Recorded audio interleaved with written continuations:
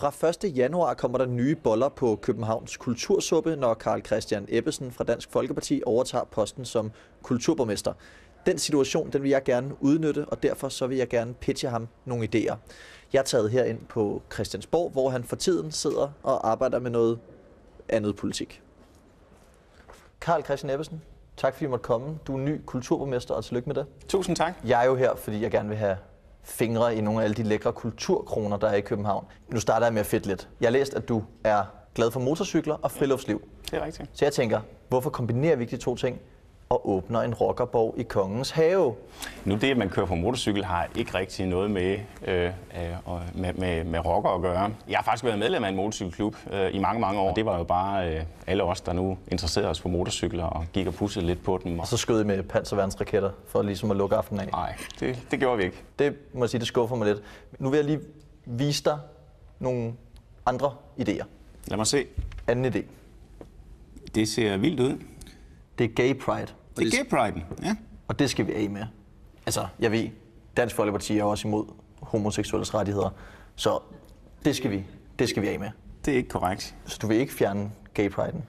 Nej, det vil jeg ikke. Men du får noget bedre i stedet. Okay. Old Pride. Kan du ikke se det for dig? Det er slut med at skamme sig som gammelt menneske i København. Ja. Op på ladevognene med dem. Sig, det er okay at være gammel. Det er okay. Det jeg prøver at sige, Carl Christian, det er mindre Jim Lyngvild, mere Mogens Camre. Jeg er faktisk rigtig vild med Jim Lyngvild. Jeg har været på sådan et rundboldhold sammen med ham. Fik du lov at holde battet for ham? Nej. Næste forslag. Det her, det kender du. Det er Distortion. Det er en stor, sjov gadefest. Det er ungt. Det er progressivt. Det er alt det, Dansk Folkeparti ikke er. I stedet, så giver jeg dig ro på med Richard Ragnvald.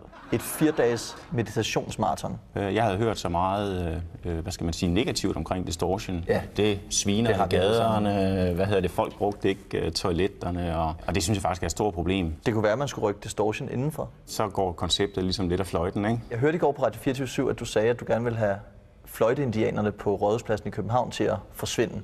Der må jeg bare sige, det er første gang, jeg er så enig i et racistisk udsagn. Jeg tror, at alle folk, der har oplevet den mere end 5 gange, er klar over, at det har intet med racisme at gøre. Jeg tror simpelthen, at man opdager, at de spiller meget, meget højt. Men skulle vi så ikke starte med at opsige Livgarden? Det kan man sige. Jeg tror ikke engang, de larmer lige så meget som de der fløjter. Carl Christian Ebbesen, tak fordi jeg måtte komme. Jeg lover, at jeg tager dine forslag og lægger dem nederst i min bunke af forslag, og hvis jeg løber tør på et tidspunkt, så kan det være, at jeg skal tage den frem. Det er godt nok for mig. Det er det.